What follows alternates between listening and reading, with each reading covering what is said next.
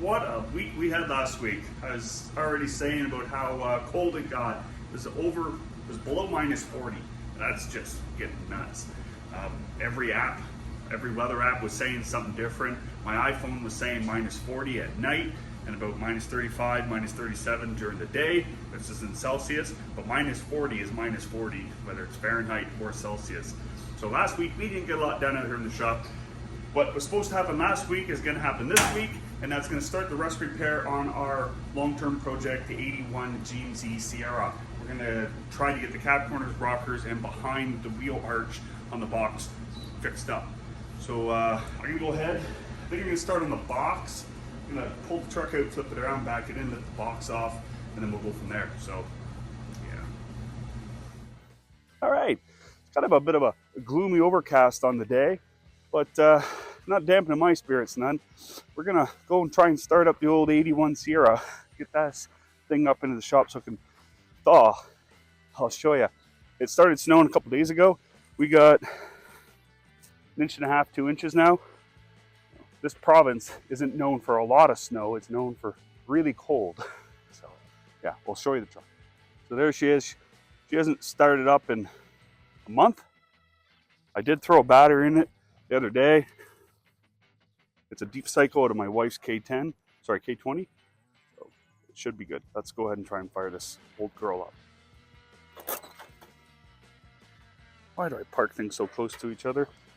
I like this truck a fair bit, actually.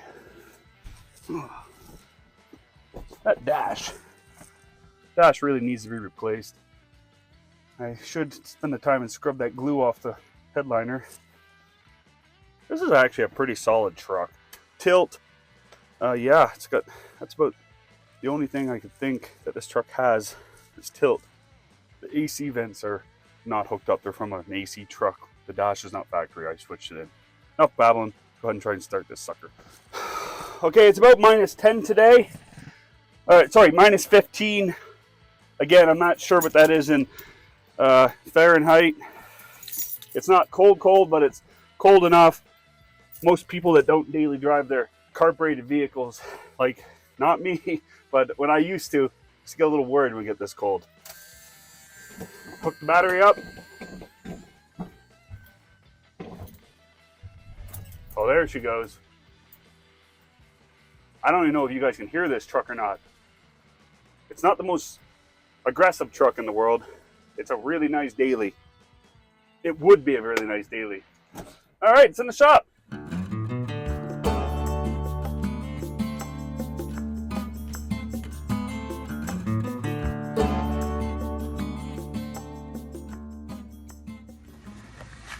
All right, guys, as you can see, we got a line of rust along here. That might be the worst of it for the rocker. I haven't tapped it yet, just looking. The floor is still very much frozen. I put this truck in here last night, as I showed you guys. But yeah, and the cab corner doesn't look to be too horribly bad. Looks like if I know rust, it's probably gonna have to come up to about here. I see people repairing all the way up to here, the full patch panel. Yeah, I don't have all the patch panels to do it. I'm hoping, I forget what I ordered for this. I think I have enough to do just the passenger side, or maybe it's just the driver's side. Let's move back to behind the box. Now this is the worst rust on the whole truck. Like, it's pretty straight. This is the passenger side. This is the nicer looking side of the two. So yeah, that's what we got going on here. There's a brace missing. That's why she does the old jiggle. I'm hoping that I can get away with cutting it right here. I'm gonna get rid of that trim, cut it on this line here, and then just kind of section in. I've never done the rear arch before. Yeah, it'll be slow going to tack this in. I want very minimal Bondo when I do it. So I found this hood over at Evange's, the local guy here that sells classic car and truck parts. This is a okay hood. It's a lot better than the one that's on the truck. Although I like the patina of the other one, it's really, really bent up. It's got a couple dents in it. It's got a little whiskey dent there. And then I think, yeah, right there. There's the only damage I've seen on it so far. If you look through the glare, you should be able to get a good indication. The rib here is dent free, so this hood is repairable because of that. That is a bit of a nasty one, but again, it's repairable. So this will get put on some point between the transformation on this truck. And ignore those turbos. Yeah, I can tell it's mid-morning now. I could really get a blind for that of some sort. I just really like the natural light coming in. So we're gonna open this sucker up. This box came from Scott Super Trucks out of Penhold, Alberta, where I buy the majority of my parts for. They sell everything. If you've never heard of them and you're from the Alberta place and you're into fixing up square bodies and 67, 72s and much older, I think they go down into the 30s and maybe even 40s. I don't know. I've ordered stuff from my old 52 there from them. So, okay, what do we got here? Remember, we got a new hood for the truck, so. Holy, that is a lot bigger patch than I wanted. Oh, yeah, I only want a little bit. Well, you never know, might need that later on down the road. So I got, that is the passenger side, which is good. Okay, what we got here? That is the passenger side again, cab corner. And then we got both rockers. So this is the driver's side.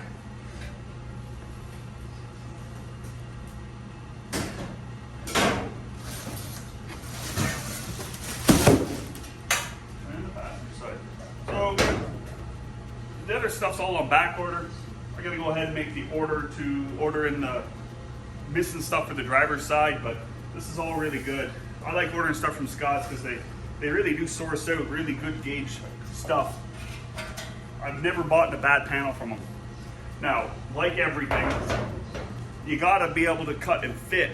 Now that's okay, that's expected when you're getting repo panels. Even new old stock stuff doesn't fit perfectly. It does fit better, but the repo stuff isn't bad. It just takes some time to fit everything up properly. Sometimes for the 67, 72 stuff, down in here, this isn't the exact angle of the cab. So what I'll do is sometimes you have to cut it here and there and then massage it down in and fill that back in with weld or take some out even. So yeah, any body guy will tell you that that needs to be done. Anyway, so yeah, that's this. Let's go ahead and move on. Okay, we're gonna do the old tap test. This here's the passenger side.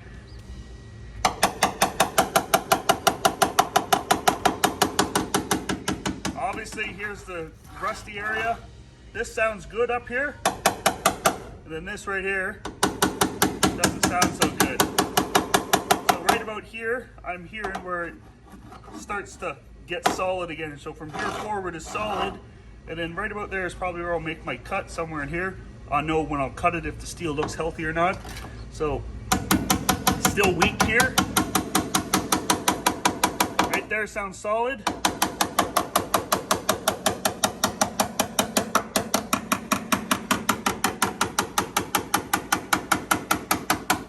It's weak in here. That sounds solid. So she's weak to about this vicinity here. You always want to go about another inch past it. So that's not so bad from here to about there. About 12, 14 inches section. The other option is to take the front fenders off, drop the door, and do it that way.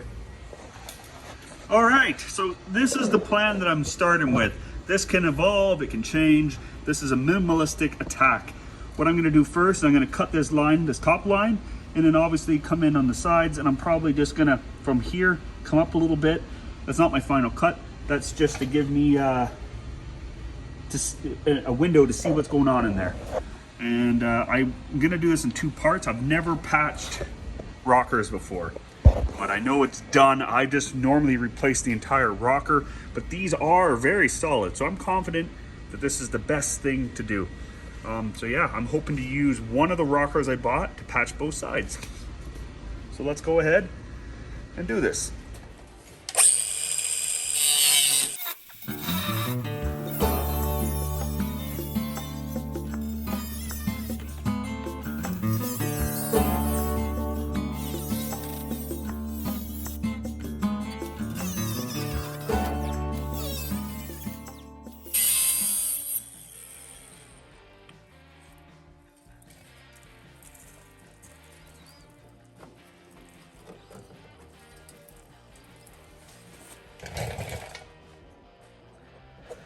Okay, this light just keeps shutting off on us. Not too bothered. So, looking right there, it's a little thin, so I should head over here more, cut more into there. Let's go look at the other side. And that steel looks a lot better. Look at that rocker. It's even got most of the paint on it. You're starting to see what I mean? This truck's pretty solid for being a auction bought truck. This is not the least amount of rust I've ever seen on a square body, but it's definitely in the category of fairly rust free, especially they're getting hard to find in good condition. I'd say this is in fair condition. I wouldn't say this one's in good condition, but yeah, the price we paid for it, I can't argue with anything I find on it. So I'm gonna cut that off, and then yeah.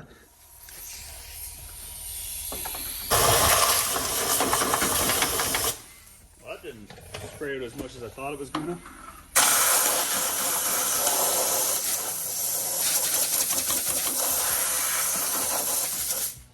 I really thought a lot more dirt was gonna come out of that.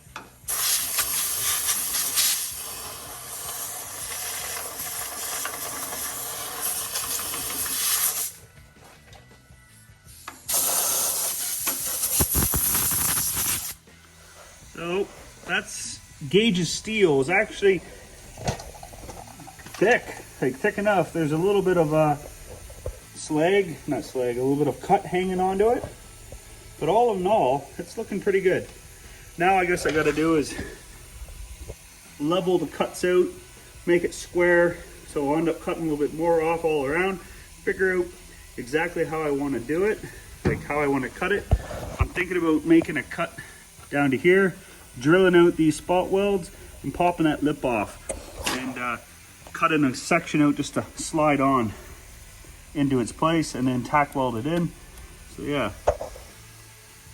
So as for where I'm going to connect it onto the top, I think I'm going to try to clean up this lip across here, because I did a pretty good job keeping it level up to right here, kind of let it droop down. So I might try to clean that up nice and level, and then put a square up here to bring my line down, so this is nice and a 90 on both sides, and then do what I just said on that, and then cut a piece to slide in. I'm gonna coat the inside with some anti-seize stuff, some rust preventing paint.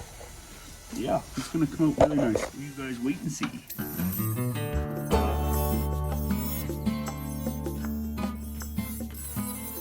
and strip pads and just clean up the edge. It does a really good job. These purple ones do a really good job of taking down the paint and rust, getting us back down to clean metal. So let's go ahead and do that real quick like.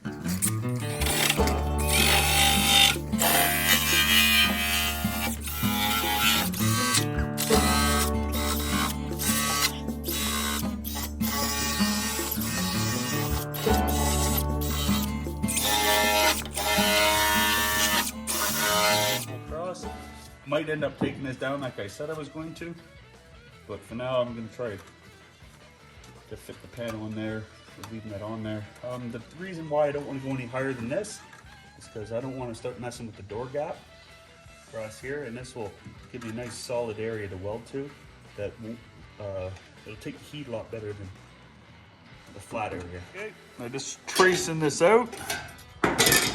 I'm going to cut a little bit big. I don't mind trimming it back so it fits in there nice and snug. Yeah, let's get out the old death wheel and start cutting.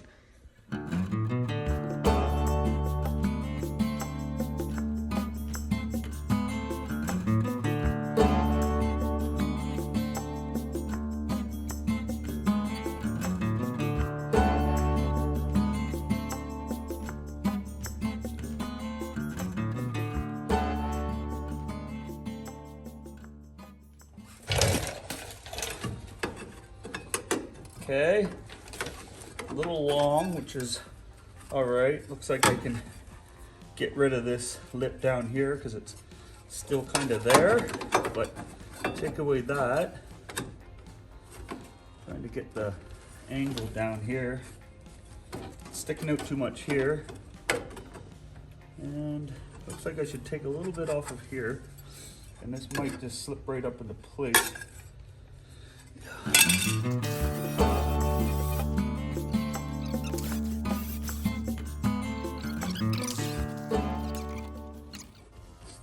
high. Basically, I'm just looking for high points. Right here. Yep. But I think before I get too much, another method I'll do is sometimes I'll hold it in place and I'll just run my blade on my death wheel through here, and that'll line up both sides at once kind of deal. Yeah, down here needs to be trimmed back a fair bit. I'm gonna go ahead and do that.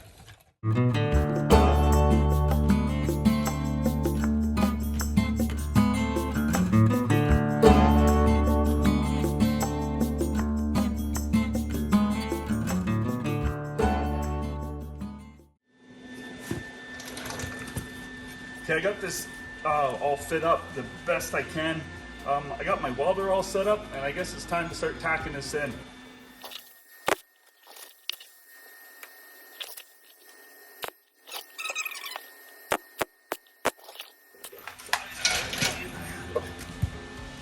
Lined up perfectly before.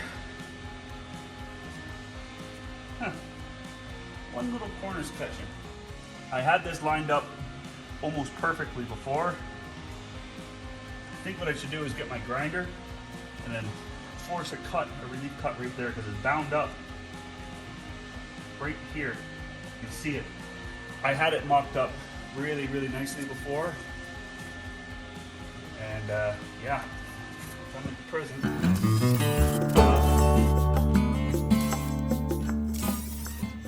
Throw in a couple more tacks here.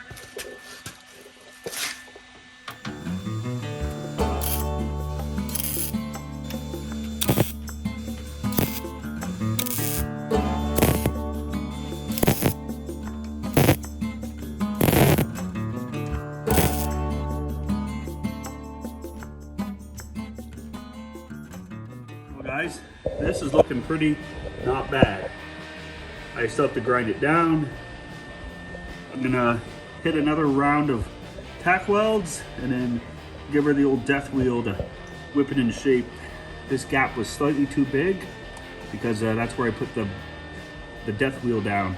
So yeah, that's why you want to be extra careful when you're mocking it up. Where I had proper gaps, everything turned out really nice. Yeah. I'm gonna hit it with one more round of tack welds and then start grinding. It's coming out nicely. It'll look better once I grind it down.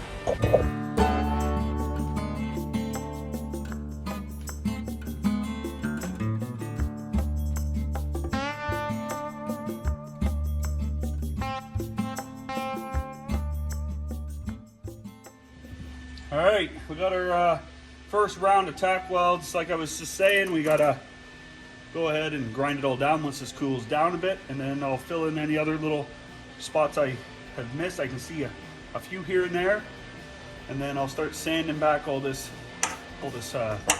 paint, so then we can start laying down what hopefully will just be a small skiff of Bondo. So this is going to be good. I'm pretty confident with my abilities to line everything up here. It's going to be good. Well, this whole time I was grinding, I thought we were running a time-lapse video, but apparently I wasn't. So, sorry. I like the time lapses. This is what we got going on. This is just a rough grind down to see where we're at. This is the tightest to the rocker I can get. It's pretty good. There's a little bit of a low spot in here, but it's not going to be just covered in Bondo. We'll use a little bit of Bondo to smooth it out, but it's looking pretty good. Actually, I got some holes I got to fill in with the welder still. A few little holes. The more of those I fill in, the less likely the Bondo is to get compromised. So I don't have the skill set to make this completely smooth. This is going to look really good though. That's gonna look really good. The door is pumped out away from the rocker a bit. It needs to be readjusted. Yeah. Okay, so we got a half dozen holes I got to tack in. It's gonna be slick. Let's do this. Okay, that's good. We got all these little holes tacked in. There is some low spots, but I think it's gonna be good enough. It feels, it's still a little spicy in this area. I mean, right here's the only spot I don't like, is right there. So that's pretty not bad in my eyes. Yeah, that's good. You're gonna start prepping that surface. Let's go ahead and round up the tools I need real quick. Like, let's go to the old cabinet here. All right, let's see what we got. Looking for some 80 grit, I guess. It's 320. All right, let me just grab all this and then we'll get on that. Okay, friends, I got sick of waiting for a video to upload on my phone, so I started sanding it back. Just knocking off with 80, knocking all the old paint off with 80 grit to give the light skiff of Bondo we're gonna put in here. There is a low spot right here and right there. I'm gonna sand down past here. This all needs to be stripped anyways, this whole section, in order for the new paint to stick to. So we're gonna go ahead and give this a blast. I'm gonna clean up to here. Once it's all done, I'll go over and I'll paint the door, the whole 9 yards. But for now, we're just getting it so the Bondo can start to set, because it is really cold in the shop.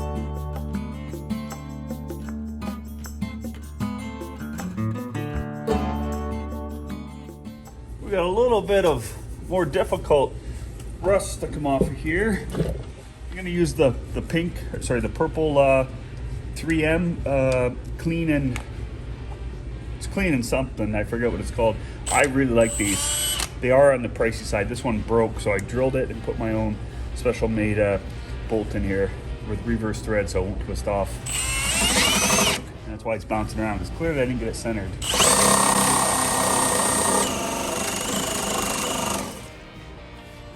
And that's exactly when the battery's gonna die. Let me change that out.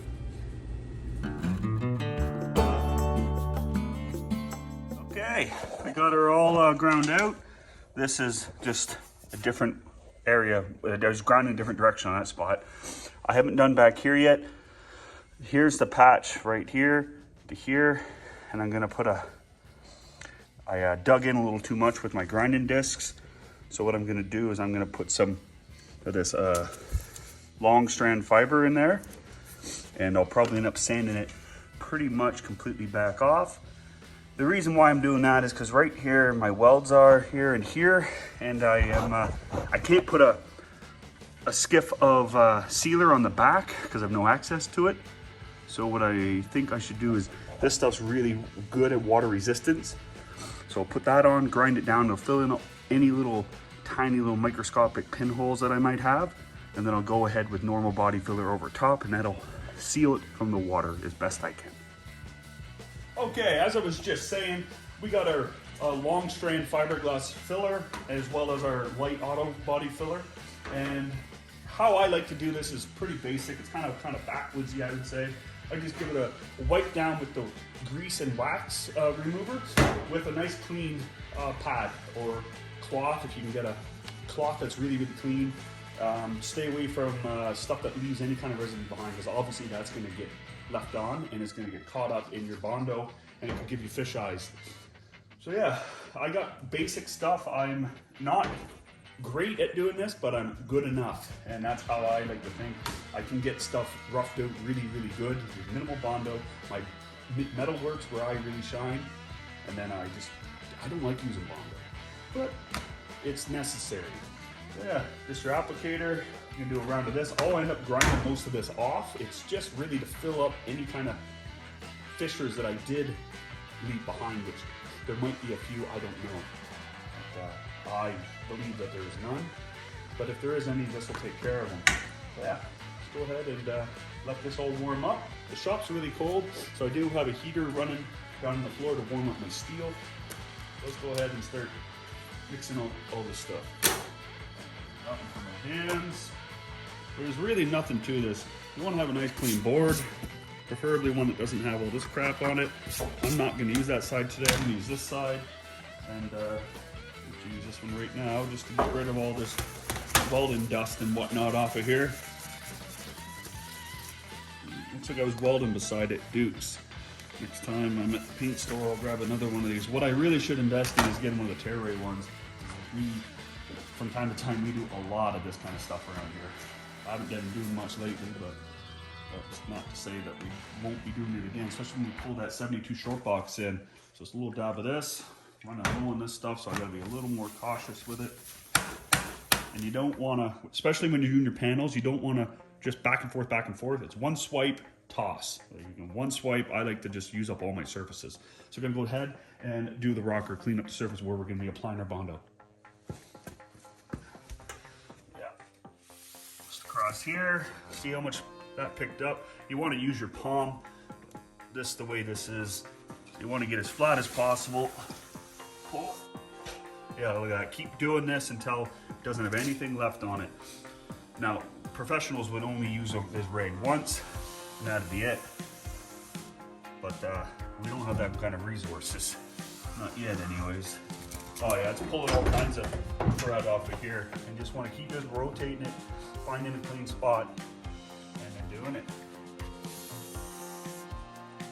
Look at that. This is filthy. I'm gonna be at this for a little while. I should have wiped it down first with something other than this.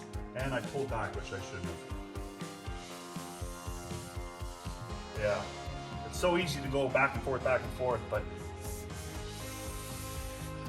all right, let's get clean. I'm gonna get one more rag and that should be it. Okay, we're back up here.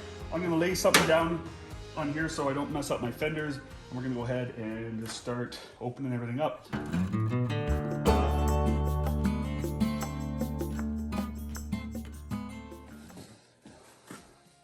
If you've never done any kind of filler work before with a body filler or whatever body, you're gonna hear a lot of mixed things. The best thing to do when it comes to mixing it is follow the instructions. Now these instructions have long been erased, so I'm gonna go with the old tried and true method of just doing one dash through the center. If it's a clump like this, one dash through the center. It doesn't have to be a crazy amount, just that should be enough to get the chemical reaction started. So guys, I'm not really that good with this fiberglass strand stuff. I'm not a big fan of it. Yeah, it's something that I know has an application, and this is one of the applications, is doing this. Or joints if you're doing fiberglass, like actual fiberglass work, which we used to do around here for semi-truck fenders. Yeah, you want to use this because it is stronger. So this is going to look nasty because it is pretty fast pace here. I don't want to spend a lot of time goosing around. It is cold in the shop, so I do have a little more time. Temperature changes your setup times, and I did, on hindsight, I did go a little heavy on the applicator, not the applicator, the catalyst. This will clean up surprisingly well, mark my words. Okay, we got her. It's nice and dry now, or dry, hardened up, I should say, enough. Like these are all breaking off with ease. Now, if you're not using this kind of stuff, what you want to do to check it, you should be able to drape your sandpaper or a screwdriver across it lightly. It should leave a mark, not an indentation, a white mark, as if you're scratching it.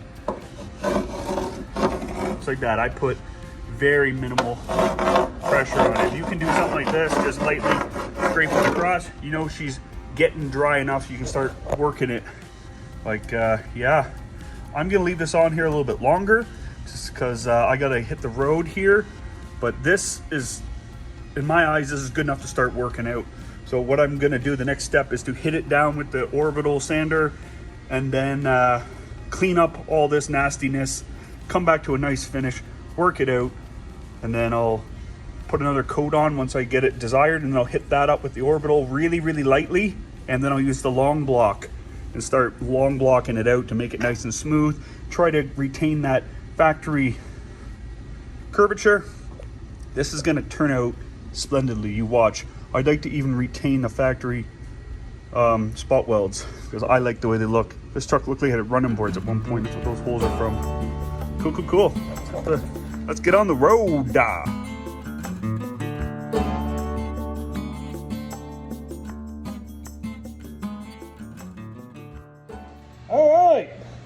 I forgot how bad this stuff is for my lungs, so let's go ahead and get on this.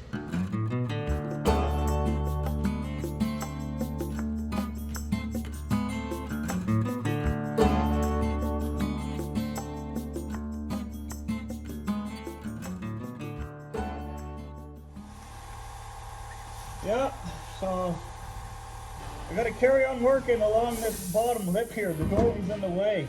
So go ahead and keep on keeping on.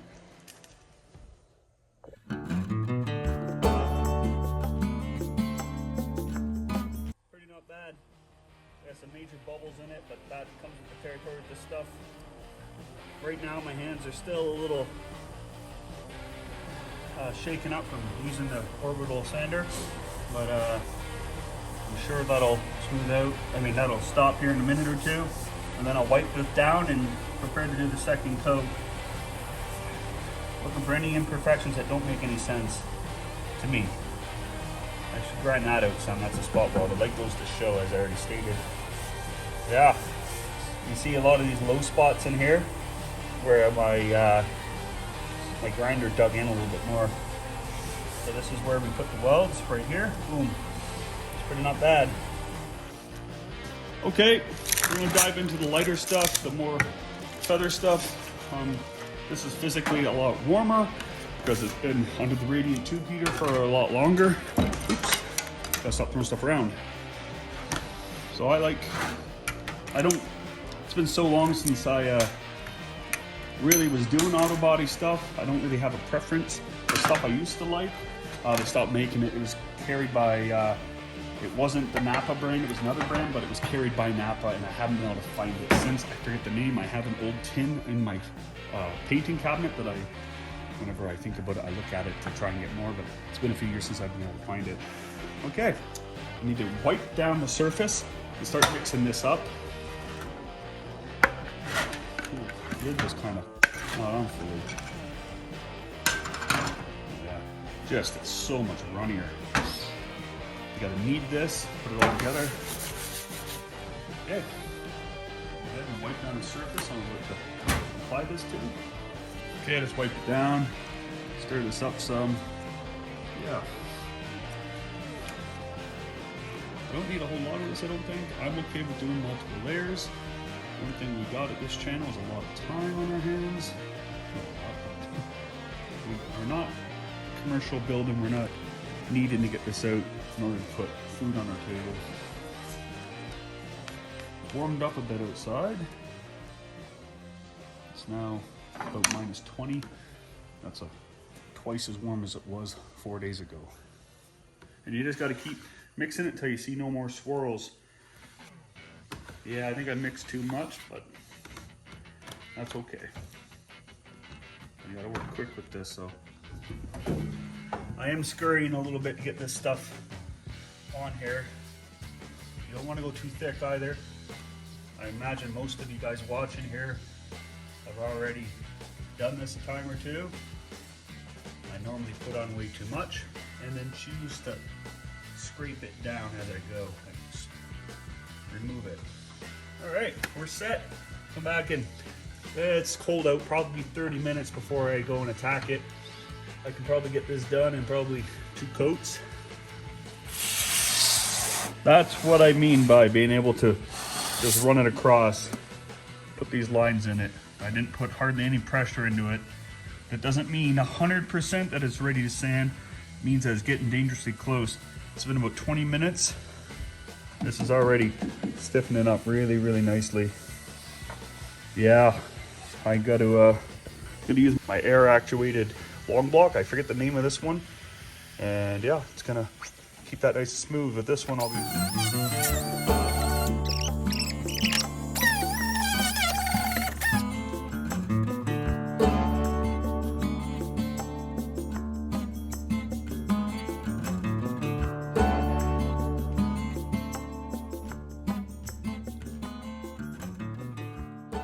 Oh, look!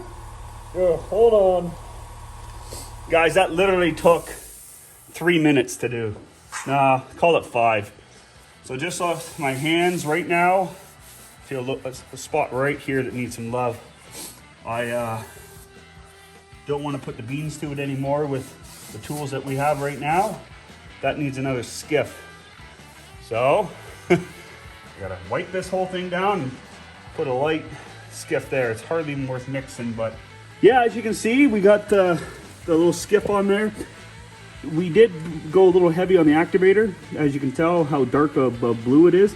That means it'll dry a lot quicker, and it's probably only gonna be a few minutes to sand in to bring that down to the shape we want. This is coming along splendidly. Okay, I got her sanded.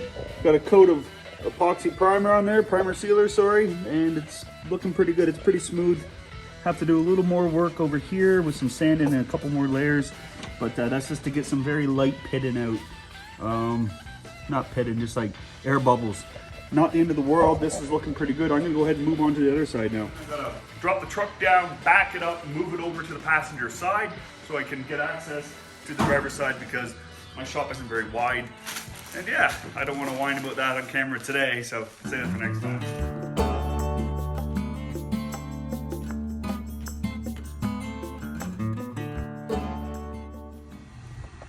All right, guys, we're on the driver's side now. Here's the holes here. And as you can see, it's bent up right here. I'm gonna hammer that back down straight. And I did a little more of a tap test on her. She's weak up until about this point here. So I'm gonna cut it back here. And then I'm gonna cut it about here, see what it looks like. But I can go right up to that lip before I gotta take the front fender off. Now moving back, it's weak. You'll hear the change. Dukes. Okay, here it goes. Here's solid, weaker. This is all weak up in here. So along here somewhere, I'm gonna make my first cut. So in here, and then I might take it back further. I realistically think back here is where I should go. So that's a pretty big section from this line over to about here.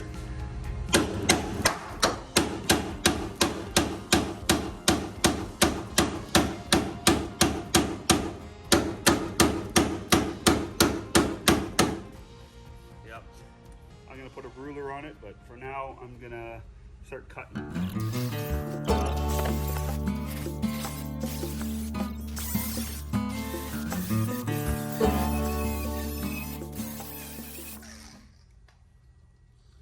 All right, let's open this bad boy up some. There's some goodies tucked up in here, I tell ya. All this good stuff.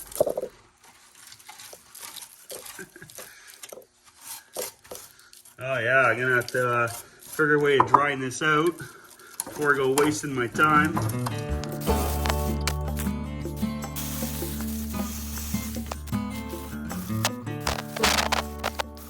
Okay guys, what I'm gonna do now is I'm gonna start sanding back the rocker so we can see what kind of steel we got underneath there. Because I don't like the way that spot right there sounds, but I don't see any signs of rot, but who knows what's gonna be behind there.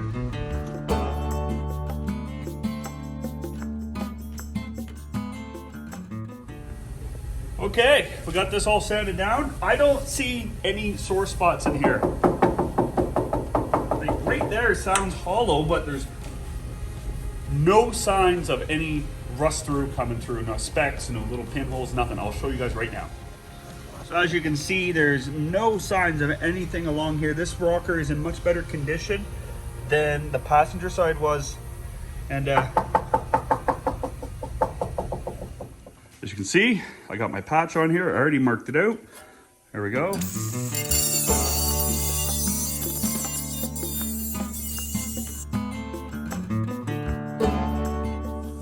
Okay, let's get our first mock up here. It's actually pretty close on the top. This bottom needs to be trimmed down to look like that. I need to follow my line across, because I pretty much took that whole lip off. Low spot there.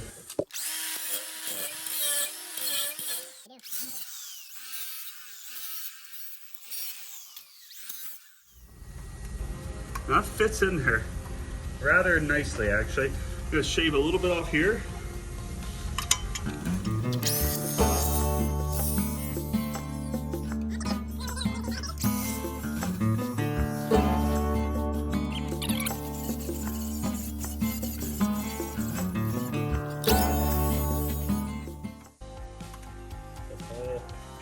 sometimes I scare myself.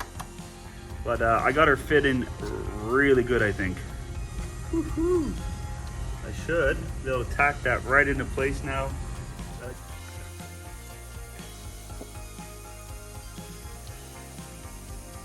It helps if the welding unit's on.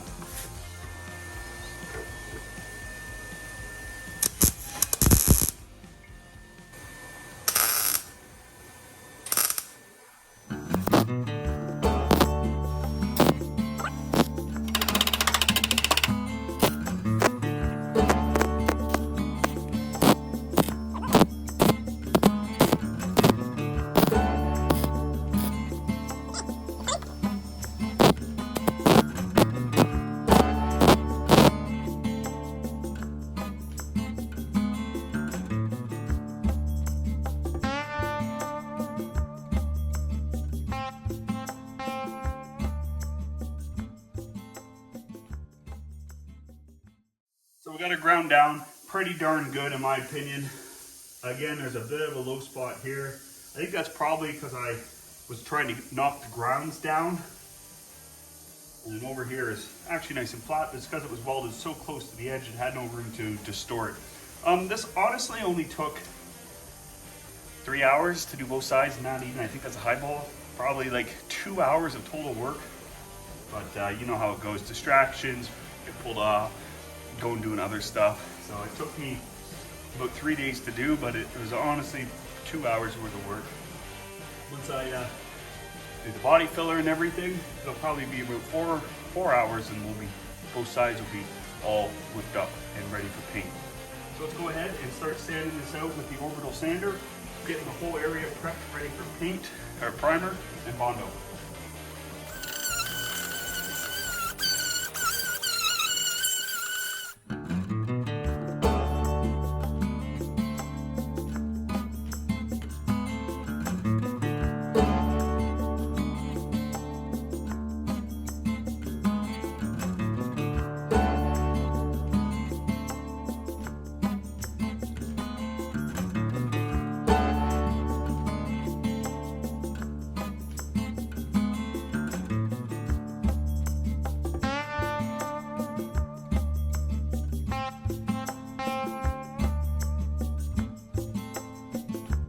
Hey everyone, Crazy J Classic Works has came up to give me a hand switch on the hood.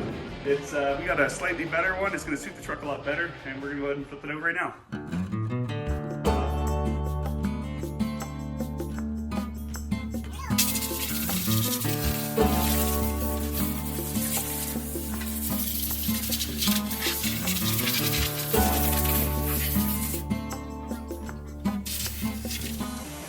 Okay, we chased the threads, they're all good. We're gonna go ahead and throw this on. Ready? Yeah.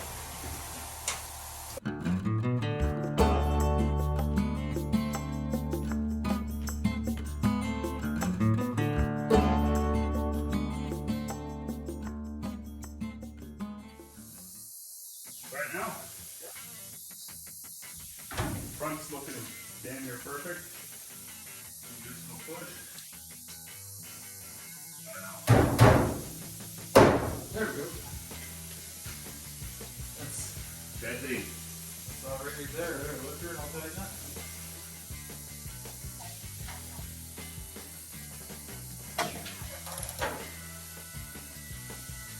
Again. Do you see how the Perfect here. The hood has a slightly different bend than probably from where that guy hit. It might just be from people pulling down on the hood hinges and bending with snow or lifting up with snow on it. These hoods are notorious for that. Okay, let's get these other set on. Okay. Dude, this looks way better already. Yeah. Need to get a nice GMC emblem for it now. Well, I'm pretty happy with this. The hood isn't perfect, but it's perfect for this truck. Should be a slogan for us.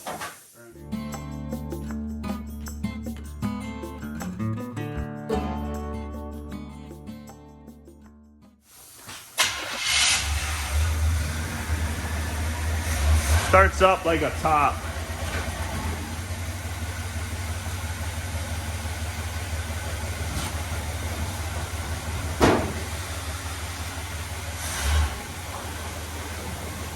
He doesn't know it yet, but he's gonna buy this truck. We got a tire low.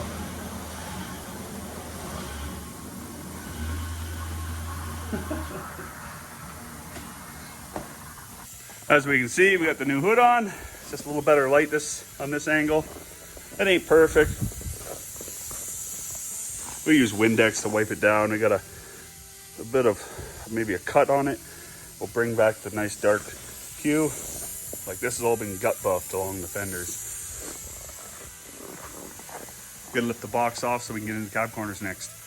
So that's gonna be a wrap for this episode of Shelly's Shop. I really hope you guys enjoyed what we did on this episode. This is one part of a multiple parts that we're gonna do in order to fix all the rust in the 81 Sierra. So stick around for those upcoming episodes. Like always, like, share, and subscribe. It means a lot for us. Till next time, cheers.